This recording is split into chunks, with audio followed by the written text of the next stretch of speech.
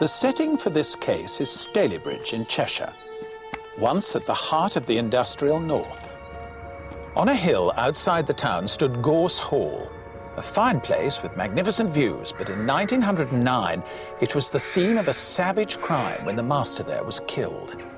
It remains unsolved today, and what makes it particularly intriguing is that the victim, one George Harry Storrs, apparently knew he was going to be murdered.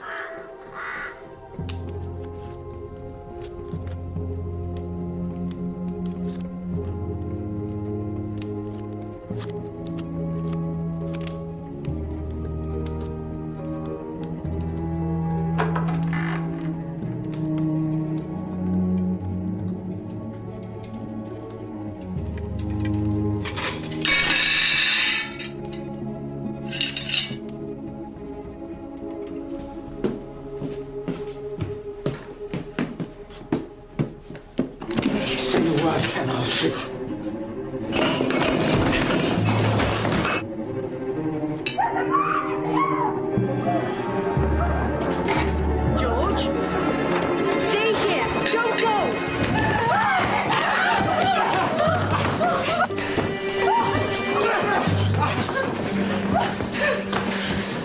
Now I've got you.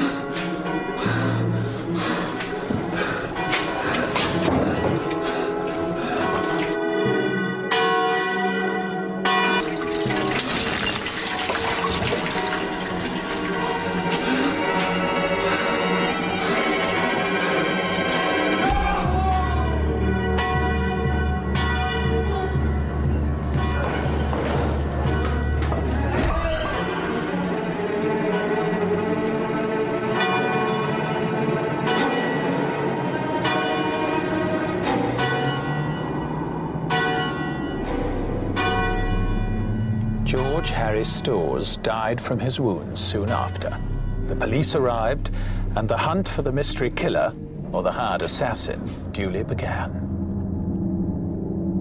I'd like you please to tell me what you said in the police station when you saw the defendant. There were two trials, which soon attracted widespread national coverage. First accused was Cornelius Howard, George Harry's cousin. Second was a local man, Mark Wilde, seen here being tried for his life. Oddly, both men had the same defense lawyer, the remarkable Edward Theophilus Nelson, one of the first West Indians called to the English bar. That one. But they were by no means the only suspects with motive and opportunity, even if they were the only ones the police cared to pursue. George Harry's wife looked every inch the stricken widow, dressed in deepest mourning. But what was the real story of her marriage? His elder brother received the news of George Harry's death remarkably easily. His greatest friend was rumored to have fallen out with George Harry in the months leading up to his murder, while his wife could barely bring herself to say his name.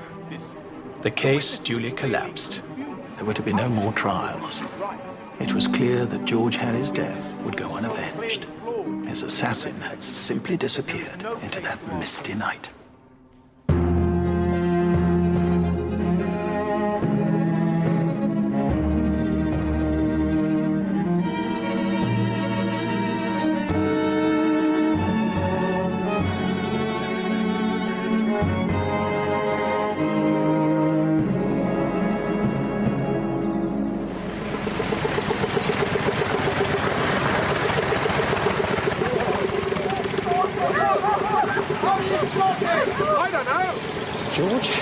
the second son of William Storrs, a brilliant local businessman, but he was the only one to inherit the father's passion for commerce, and it was probably in recognition of this that when George Harry married in 1891, William gave him Gorse Hall as a wedding present.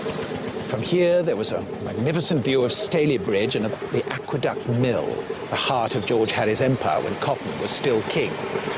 It was also here, 5 years before the events you've just witnessed, that George Harry embarked on his greatest and, as it would turn out, final professional gamble.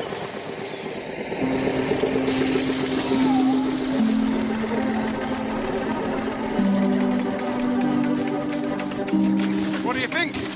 I think that I've just had a ride in a time machine. Robert, this is the revolution. Are you all right, sir? Of course I'm all right, and don't you two have any work to do?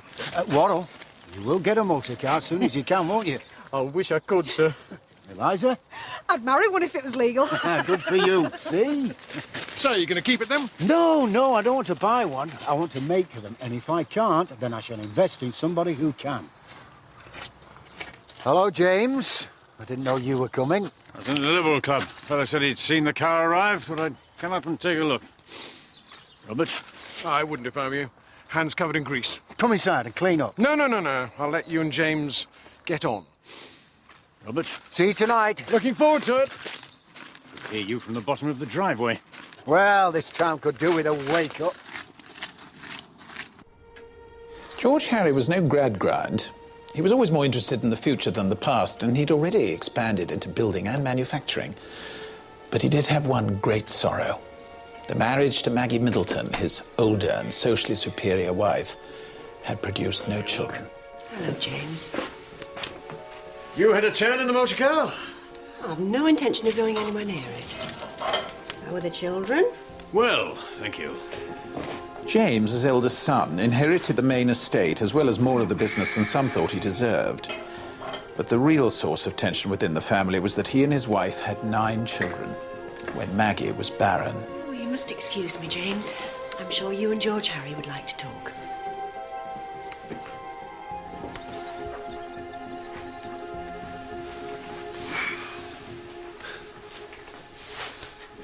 Well, the fact of the matter is, I'm a little embarrassed. I'd be pleased to buy some of your shares. I don't want to sell my shares. Well, I don't see what else we can do. I hesitate to suggest this, James, but you could always work. Aunt Margaret, would you... Uncle James. How lovely to see you. Your aunt went upstairs, I think. I'll run and find her. I want some advice on a new dress, and it's no good asking you. It is not.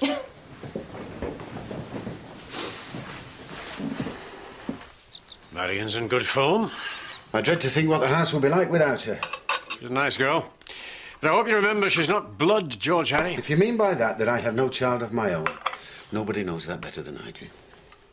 I don't suppose you want my advice about this motor car idea. Perhaps you'll let me give you some advice. Stick to what you know and don't meddle in things that you don't understand. It'll make us both richer in the long run. It depends.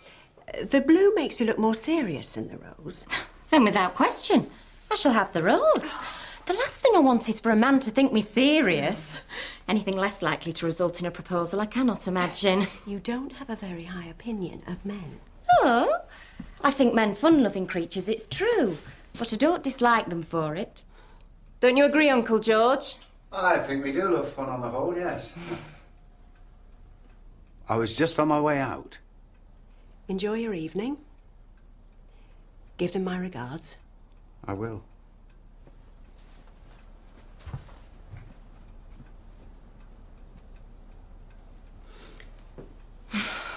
I have the name, thank you, of the agent in America. Well, that's good. We must write to him. If my workforce can manage cotton, then they can certainly make wheels or engine parts. And what does James think? Oh, you know James. He'd love to drive a motor car, but work to make it happen. Yes. A talent for business doesn't always run in families. Worse luck. What about his sons? Would they be any good, do you think? Are you suggesting that I should borrow my brother's sons to make up for the lack of my own? I shan't dignify that with an answer. Heavens! Sounds like pistols at dawn. Bags I hold the horses. Meanwhile, to get your strength up for the test, come and have some dinner. Robert Innes was George Harry's solicitor, and it was through the Inneses that he first met Maggie. They were part of that higher social set that he aimed at by his marriage. They lived comfortably, and their children were looked after by a governess, Maria Hole, whom by this time George Harry knew well.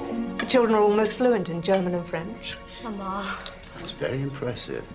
most Swiss people speak at least 2 languages. Oh, dear. I can hardly manage one. Maria wants to take them home with her next time she visits. Let them have some real practice. There's nothing more important than travel. You should travel. Might do you good to get away for a bit. Oh, he hasn't got time for trouble. Not now. Why? George Harry's about to embark upon his next great adventure. I'm thinking of manufacturing motor cars. It seems strange not to travel so you can make motor cars, if the motor car is going to change travel forever. Do you think so? I know, sir. The motor car is going to shrink the world. I do hope not. Sounds rather uncomfortable. I'd really love to see Switzerland. The picture postcards, true. Is it all snow-capped mountains and houses like cuckoo clock? A little. But most of all, it feels very big, with nature all around, so you can really breathe. As opposed to Stalybridge, which just makes you cough. I know it sounds silly, but I do miss the views. That's not quite fair. You should see the views at Gorse Hall. Why not? You could come and visit. We've a bit of a garden there that you might like to walk in. Will she be company for Marion? Marion is my wife's niece. She's a jolly girl. You like her. Yes, she is. Jolly. That's a very good word for Marion.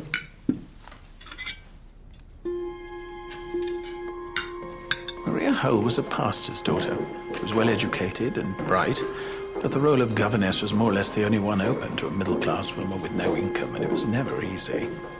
She might dine with her employers, she might even be quite well treated, but she remained awkwardly poised between the family and the servants, and not really part of either group. See you tomorrow.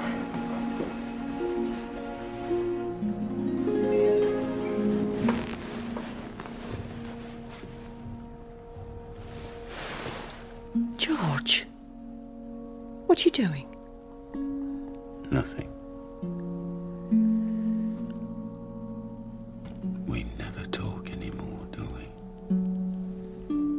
We can talk if you like. What do you want to talk about? Never mind. Sleep well.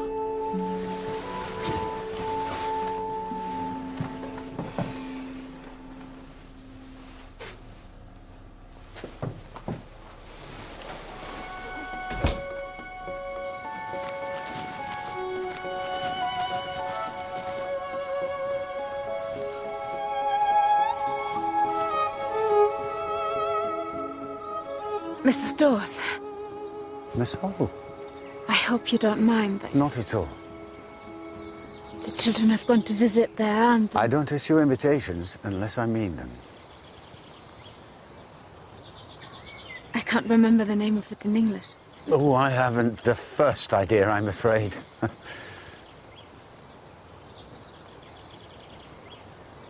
Your English is so good. I envy that. If I did travel, I could never make myself understood, and it's not the same. But speaking a foreign language is strange. You know it, but you are a different person when you speak it. How do you mean? I think here, when I speak English, I'm very serious. I am a governess, and I sound like a governess. I can hear myself. I left school at 13. We hadn't got to languages. Well, for someone who left school at 13, you seem to have done quite a lot with your life. I must go. They'll be wondering what's become of me. I hope we shall meet again. Perhaps on one of your walks, Miss Hole.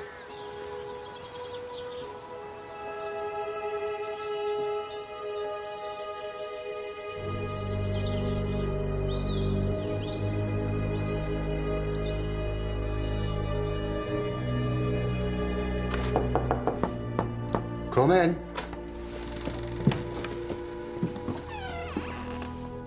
Dinner's nearly ready. I'll be there in a minute.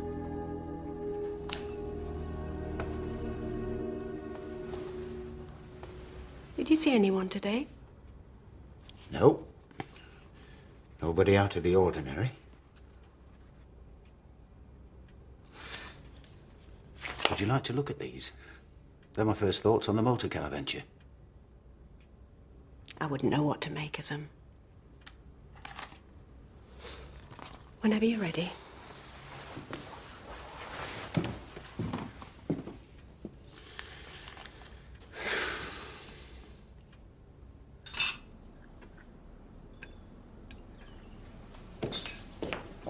Good morning, Uncle George. Good morning.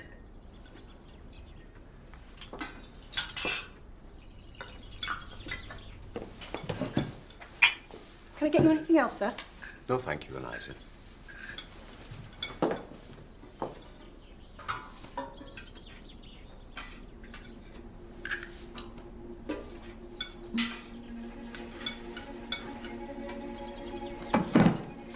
Are you all right, Uncle George?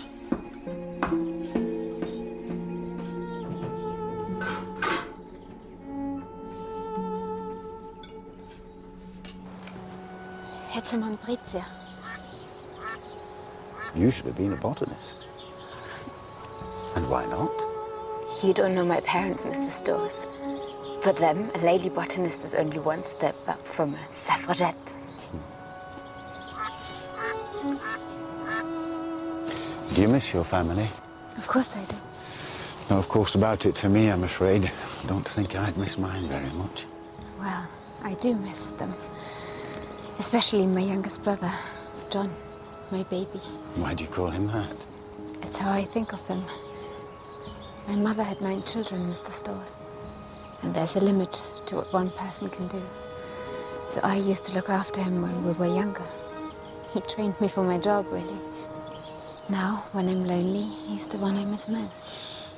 You once said that when you spoke English, you didn't feel like your true self. Yes. I was wondering, do you feel like your true self when you talk to me? Because I certainly feel like my true self when I talk to you.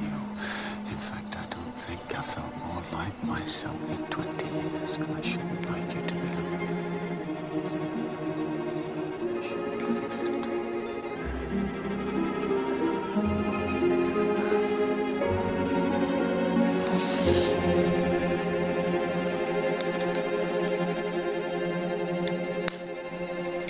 You must be delayed at work. I expect so. Though why I couldn't have sent a message.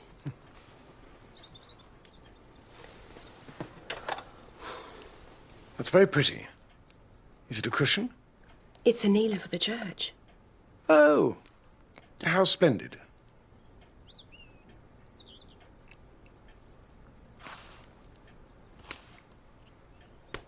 Well, I really think I should get going. Emma will be wondering what's happened to me. I'll let him know that you were here. I'm sure there's a reason. Don't worry about it. Tell him I wait to hear from him, and I'll see myself out.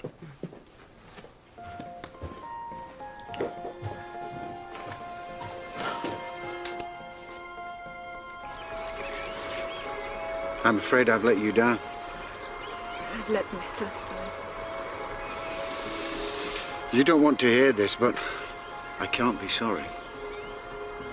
How can I be sorry when I can't ever remember feeling happy? What we've done was stupid and wrong. Then tell me that it made you unhappy and I'll not try to see you again. Just tell me that, and I'll leave you alone.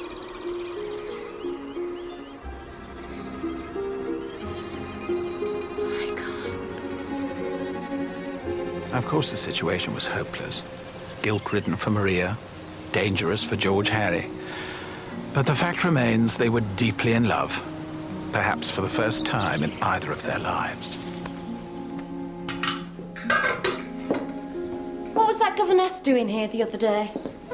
What governess? The Swiss woman who works for the Inneses. She was walking in the gardens down by the copse a couple of days ago. I don't know anything about it. I told her she could come and walk here if she wanted to. You should have said. I didn't think it was important.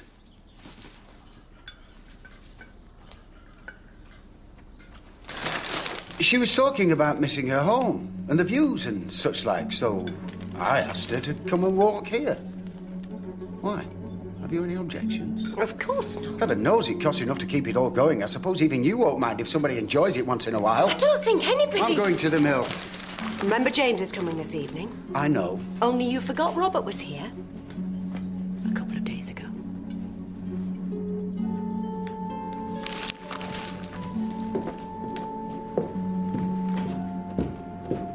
George Harry may have been putting his work and his whole position in Stalybridge at risk, but their mutual infatuation was beyond their control, and the relationship drifted on over the coming weeks.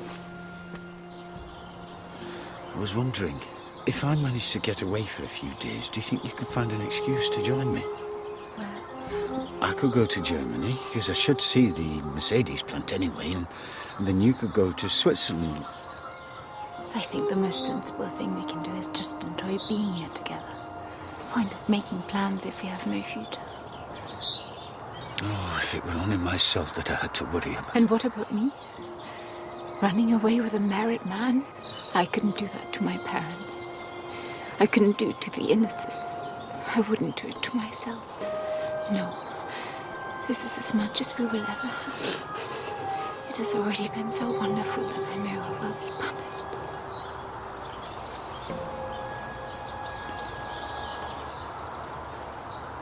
Are you listening to me?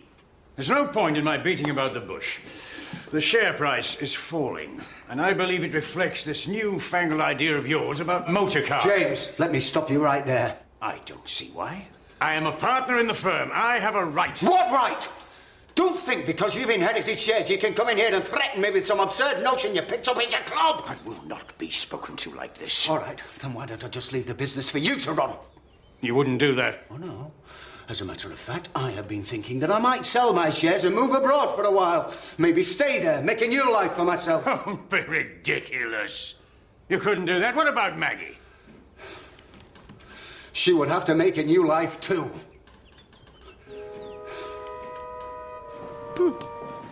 There you are. How did you get on? Not too badly. I found the gloves and ordered the boots. And what about that? Nothing I'd be caught dead in. I'll tell you what I did here. Do you remember that Swiss governess to the Innes children? The one who used to come and walk here? Yes. Well, apparently, she's leaving to go and study at Oxford. Can you imagine anything more odd? I disagree. Why shouldn't a woman have a decent education? I think it's wonderful news. Don't you? Yes, I suppose so. Wasn't possible in my day. But then so much has changed.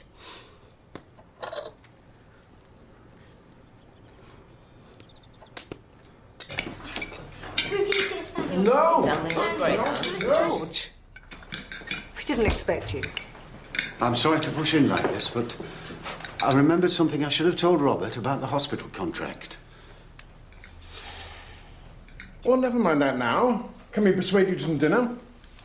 Are you sure? Of course. Come sit next to me, Henry. Move down a little. Come on. There we go. We were just talking about whether we should give in to the children and get a dog. And of course, everyone knows it's going to be Emma and I that can have to look after the thing. No, it wouldn't. I hear you're going to Oxford, Miss Hull. Yes, that's right. This all seems rather sudden. She's only just decided, and we were quite surprised, too. When are you leaving? In a few days. She's just like you, George. When she makes her mind up, that's it. But I do hope that we shall meet again on one of your walks before you go. I don't think she'll have the time, will you, Maria? There's such a lot to do. Well, I am sorry to hear that. That is, I'm sure that everybody here will miss you. Well, we certainly shall.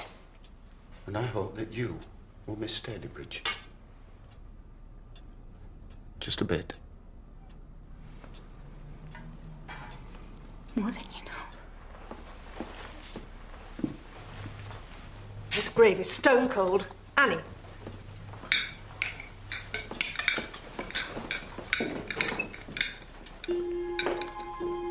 Women undergraduates were still a novelty.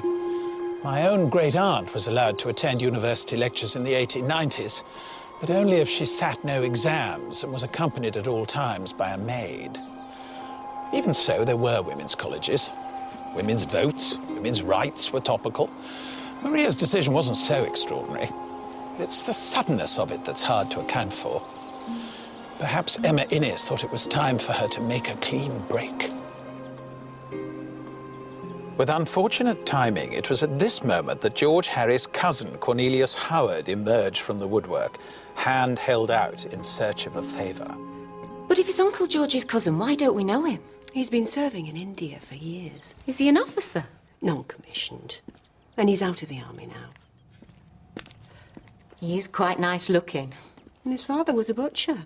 Uncle George's brother was a butcher. His aunt's husband was a butcher. And as far as I'm aware, it's not yet a crime. This sort of disparity in families wasn't unusual in the highly mobile world of the late Victorians. William Storrs had founded a fortune. His sister married a pork butcher. As a result, their sons were born under very different stars. Cornelius Howard drifted into the army after a career as a petty criminal. He made bombardier, but he left the army shortly after the death of his father. He saw cousin George as his one link to rank and money, and he meant to make serious use of him. I'd love to go to India. How do you know you'd like it? Well, it's got to be more interesting than Stalybridge. Oh, I don't know. There are some things about Stalybridge that interest me very much. We've got a visitor. Cousin George. Cousin James suggested I pay you a visit. You're most welcome.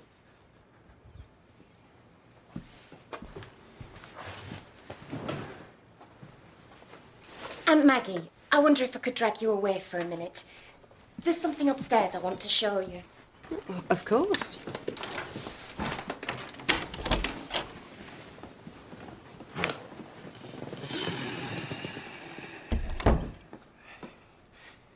Your niece is charming. She's my wife's niece. Oh.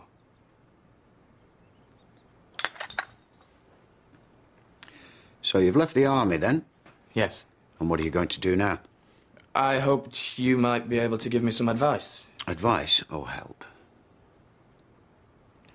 I don't have much family, Cousin George, especially now my father's dead. Of course, you don't know me, but... You worked in your father's shop, didn't you? Yes. Well, what's wrong with that? Everyone has to eat. Maybe, but... Well, I'd like to try some other business, and Cousin James said... What do you know about business? I can do accounts. I was battery pay sergeant for the Royal Field Artillery. Well, that should serve you well round here. There are plenty of new companies who might need an accountant. It's a boom time. Is there any possibility... Couldn't you find something for me, Cousin George? I'm afraid I don't care to mix family with business.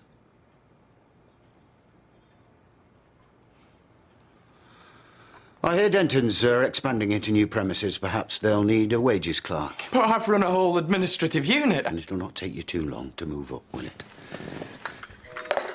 You must come back and tell us how you get along. Elijah! Mr. Howard is leaving.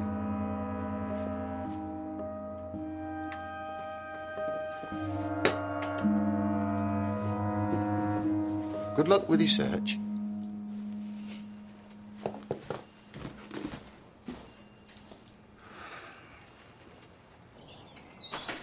Cornelius Howard was living on sixpence a day. His father had left the princely sum of £32 to his daughter. George Harry's refusal to help may well have been simply because he neither liked nor trusted his cousin. History would prove him right. But even so, it's no wonder that Cornelius should have been enraged by it. As the months passed, George Harry must have prayed that Maria might return to Stalybridge as suddenly as she had departed.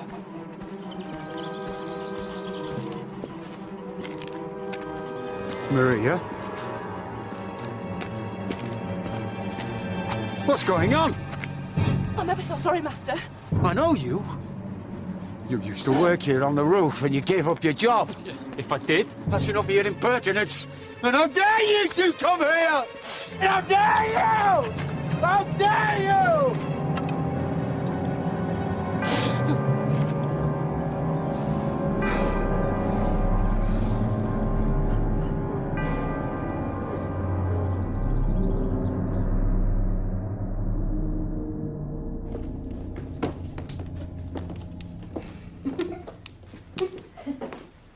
What's all this, then? The 11th of August. Your wedding anniversary, Uncle George. Is it? What happens now? Well, you blow out the candles and cut the cake and we all eat it.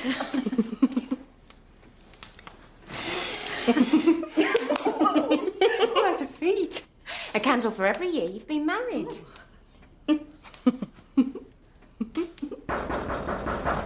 What the devil? I'll go, sir.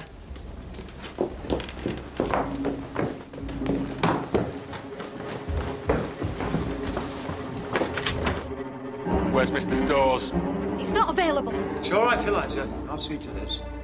Thank you, Eliza. What can I do for you? You can give my girl her job back. That's what you can do, you arrogant bastard. She's gone to work and she's had to move away. And all because of you. I dismiss Kate Kenworthy because she was unfit for decent society. What do you know about decent society? What did you say? I'll make you sorry for what you've done. Go on, clear it off now before I send for the police. I'm not scared of you, you bully. Uncle! I'll make you sorry you were born.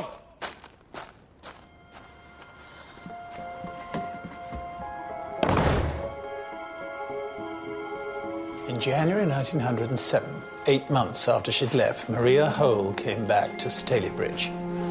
Her return was as unexpected as her departure. But she would pay no more visits to Gorse Hall, and there is no evidence that the wretched George Harry received any explanation as to why she wouldn't see him. More alone than he'd ever been, George Harry retreated into a world of his own. The lovers would never meet again. On the evening of the 7th of February, 1907, Maria Hole sat down to write her final goodbyes. Do not expect me back tonight. Nobody is to blame, only myself. It is heartrending to leave you all. Please console my poor parents and accept the heartfelt thanks of a miserable sinner.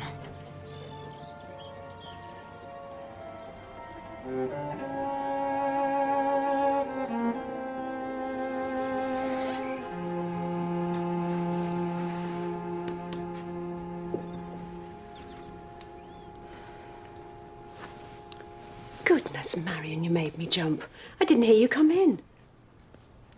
I ran into one of the Innes's servants in town. Maria Hole has gone missing.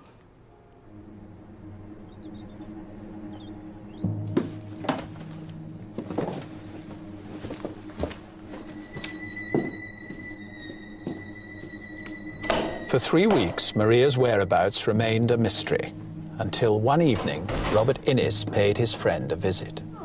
Robert, won't you come in? No, thank you. I require a quick word with George. Robert? What is it? They found Maria's body in the river. And they're sure. Emma identified her. And they have performed a post-mortem.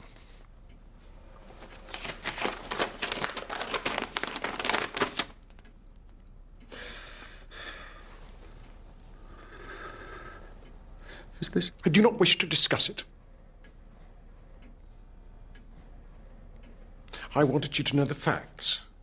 That's all. Or rather, you to know that we now know. You'll understand you're not welcome at the funeral. Robert. Or at my house.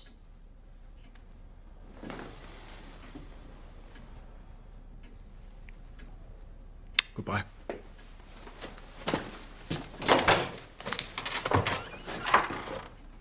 Maria Hole was laid to rest in the Innis family vault. The verdict of the inquest was that she had taken her own life in a fit of insanity, which comfortably obviated the need to investigate her depression. We can only guess at the feelings of those around her. Robert Innis soon quarreled with George Harry, but as for Maria's father, we can't say exactly what he knew, only that his grief was terrible. Later, he would bring his family to England on a pilgrimage to visit the place where his beloved daughter met her end. Pastor Hall. Who wants him? My name is Storrs, George Harry Storrs. Got him. I knew your sister. We are aware of who you are, Mr. Storrs. Will you please leave us? George Harry, what the hell do you think you're doing? I just wanted to... Mr. Storrs! You have done enough.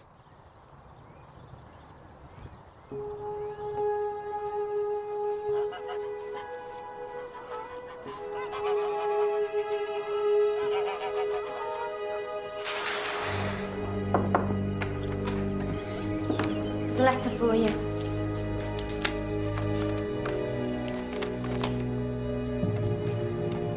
Did you see who brought this? I didn't see. Thank you, Marion. The letter must have struck George Harry like the knell of doom. Terrified for his life, but trapped inside a web of his own secrets, he seems to have felt there was only one person he could safely confide in, his devoted servant, James Worrell. What did they want? This was delivered.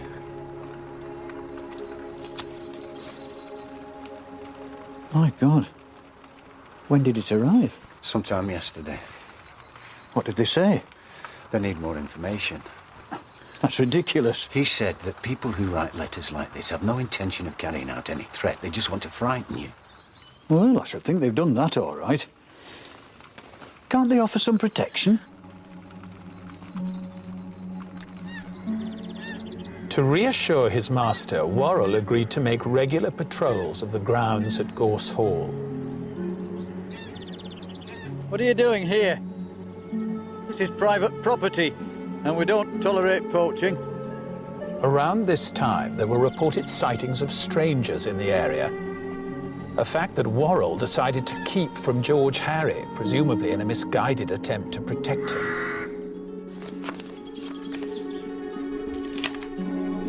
Did you see who left this? No, sorry.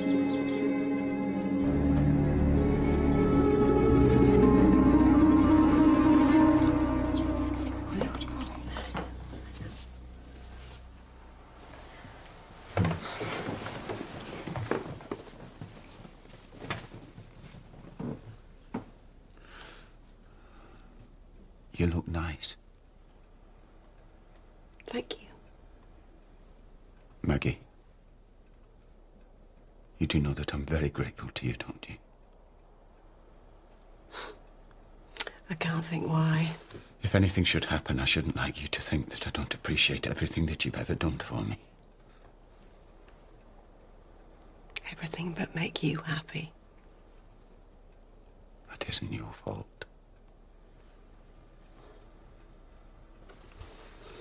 Anyway, nothing's going to happen. Hand me my shawl, will you? Why don't you ask a friend to come and stay? I'm out so much of the time. You must be lonely. Oh, I've got Marion. Not always, and she has her own life these days. Why don't you invite Georgina MacDonald to come and visit just for a few days? You do like her, don't you? Of course. Well, then that's settled. I'll see you downstairs.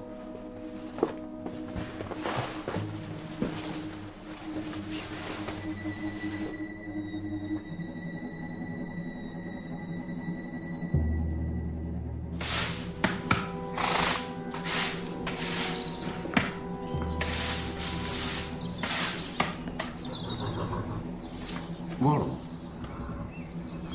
do you ever have the feeling that you're being followed?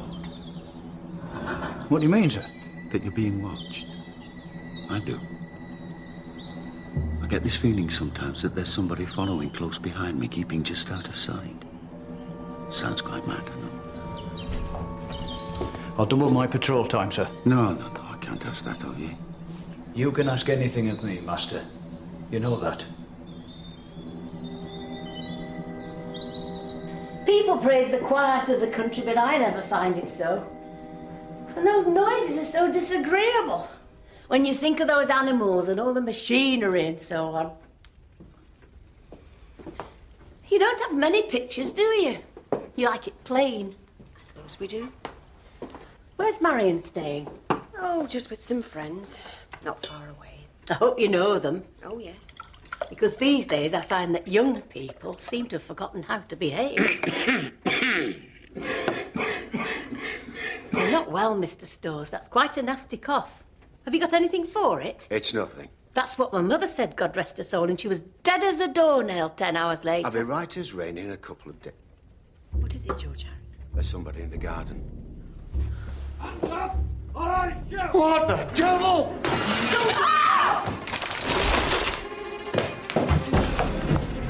What's that noise? Eliza, don't get worried. Should she be doing that? It's all right, he's gone. I heard him run off. You all right, Mrs. MacDonald? Thanks to this curious incident, the authorities were finally persuaded to listen. It was agreed that constables would patrol the grounds at night, and as an extra precaution, a bell was installed on the roof to be rung in times of danger. Whatever the police might make of the threats, it was clear that George Harry was taking them very seriously indeed.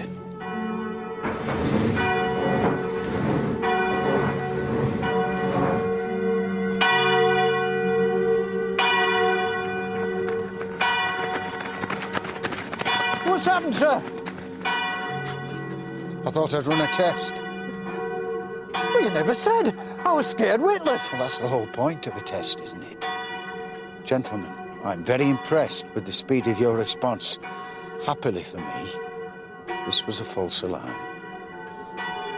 George Harry's false alarm was long remembered in Stalybridge. One child describing years later how he felt he had been woken by the clappers of doom. It was probably self-defeating. 3 days later, all the constables were needed to protect the polls of a local election. And perhaps in revenge for this pointless exercise, or for whatever reason, the senior officer decided not to warn the Storrs that there would be no one available to patrol Gorse Hall that night.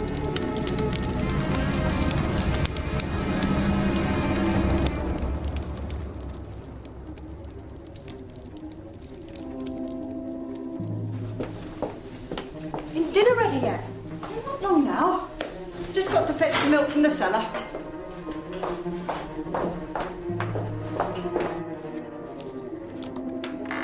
I'm starving. You're always starving.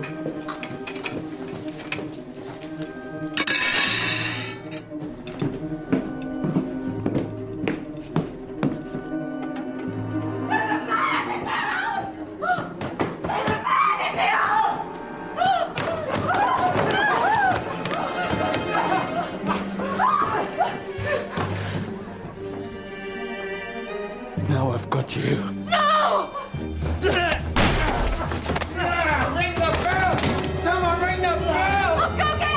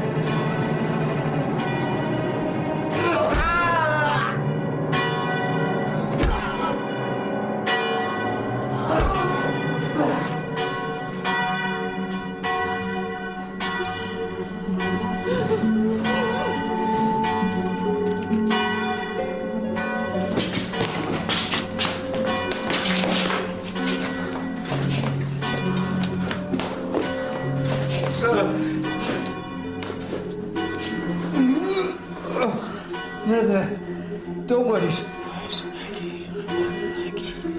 Maggie, find my wife. Oh, God! He's asking for Mrs. Storrs. She won't stop ringing the bell.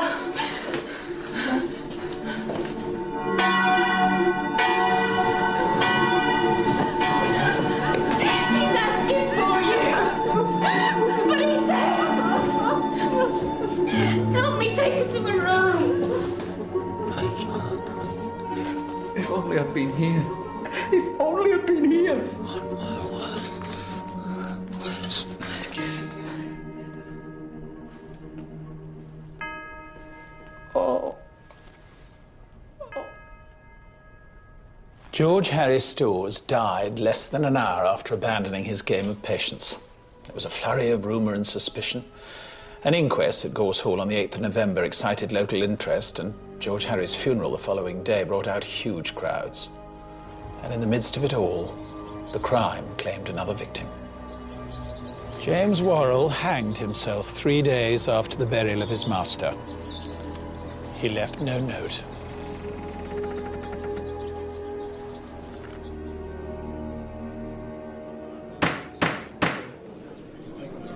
So the question remains, who did kill George Harry Storrs?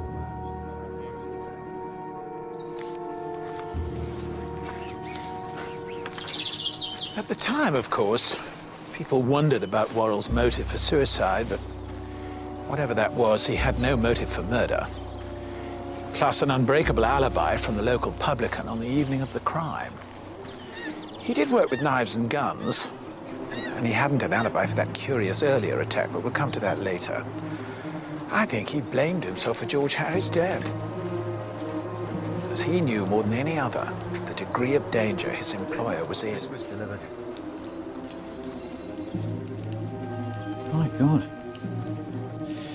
Cornelius Howard was the first real suspect. He was a trained soldier, he had a grudge against his cousin, his alibi was dubious, and the maids identified him. But what had he to gain? If James were running the business, he might have had a better chance of a job, but it's a pretty thin motive to risk a noose for. Some people thought Maggie or James might have employed him as a hitman, but I don't think so. Whatever we might think about Cornelius Howard, there wasn't the evidence to convict him. Mark Wilde was next up. He was clearly pretty odd. Some months after George Harry's death, he mounted an unprovoked and savage attack on a young couple. And after his arrest, the maids once more identified him as George Harry's assassin. I call Eliza Cooper. Like Howard, Wilde had also had a spell in the army. And although his mother tried to provide an alibi for the night of the attack, it seemed to many that the case against him was compelling. Miss Cooper, I'd like you please to tell me what you said in the police station when you saw the defendant. Don't be afraid, just say how you described him at the station. I said he looked more like the attacker than the other gentleman. Which other gentleman? That one. So, when you saw Mr. Wilde, you thought he looked more like the man who attacked Mr. Storrs than Mr. Howard, the man you had previously identified. In other words, you have positively sworn that two quite different men were the murderer. Well, yes. I suppose I have. Thank you, madam. Not very surprisingly, the second trial, like the first, collapsed. Of course, to this day, many people favour Wilde for the crime. His mood swings may have been symptoms of syphilis. His face bore the scars of it, and he was unquestionably violent. I'm sorry you were born! But his history was to run away from the scene, not stay to kill. And besides, what motive did he have? Beyond an anger at George Harry for spoiling his relationship with the mill worker, Kate Kenworthy. You come here, how dare you! It's not enough to swing for. What about James Storrs? Could he have hired an assassin? Are you listening to me? There's no point. Whilst their relationship was at best cool, James never showed any desire to run the family business. He simply wanted to live off the profits that George Harry had worked so hard for.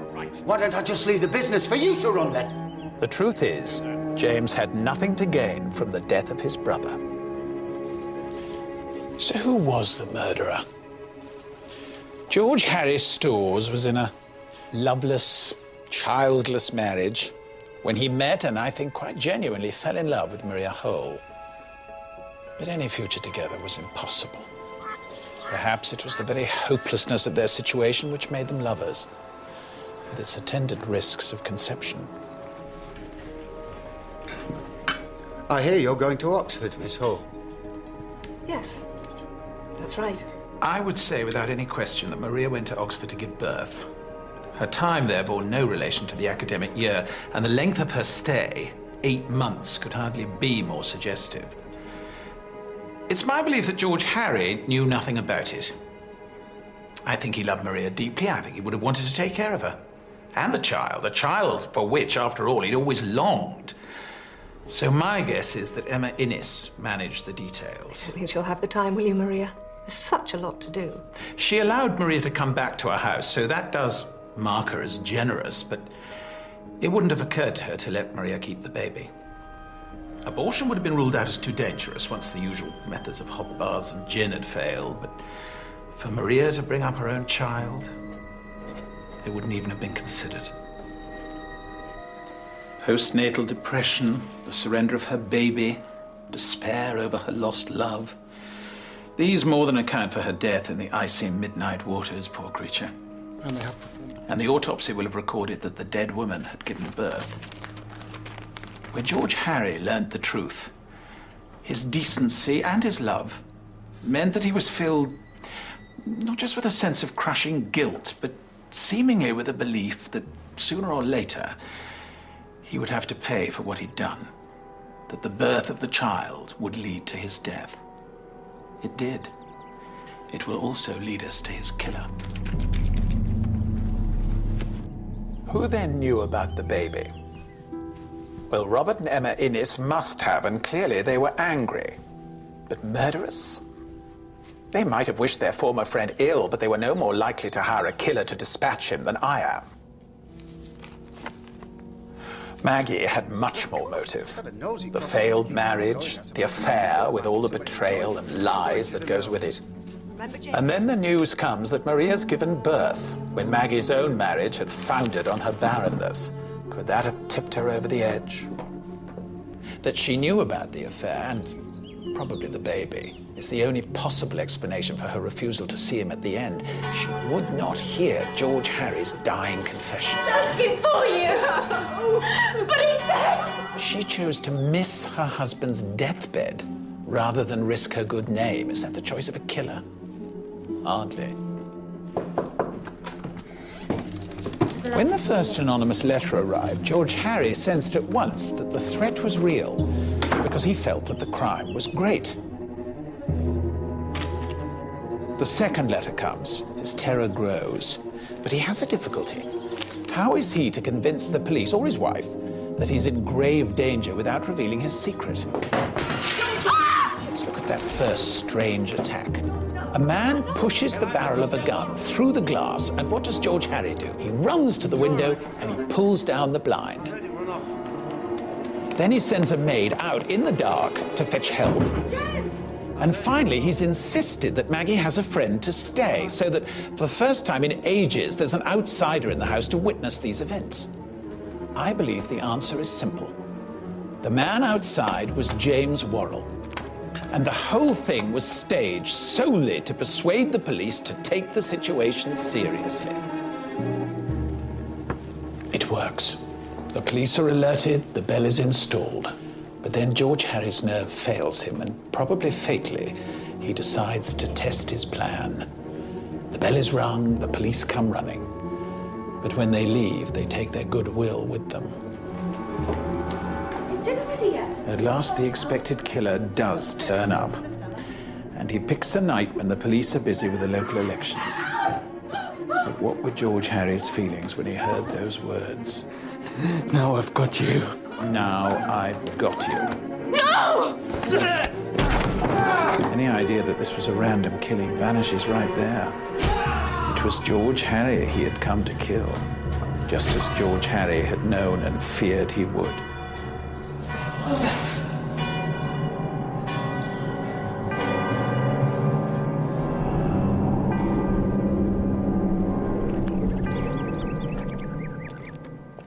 While I have no doubt that Maria Holt's suicide was the motive, obviously one has to guess a bit as to the exact identity of her avenger.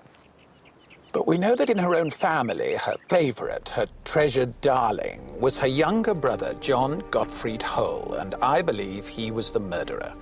After all, he had to grow up watching his father lose everything, his family disintegrate, and all because Maria had met a man called George Harry Storrs. You have done enough. What are you doing here? I am fairly sure that John Gottfried came to Gorse Hall intent on vengeance.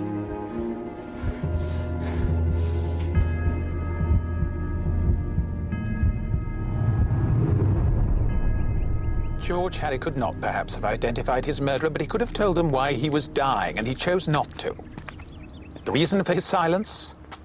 Well, I suspect that as he was lying there, he thought about his beloved Maria, and he felt he deserved it. There was one survivor. Marion Lindley was Maggie's heiress, and much to James's fury, I'm sure, she eventually inherited George Harry's fortune. As a wife and mother, she lived a long and happy life. But the case had cast a dark shadow over them all. A year after the murder, Maggie had Gorse Hall torn down. In grief, in anger, in remorse, who can say? It's in ruins still. A melancholy memorial to a personal tragedy.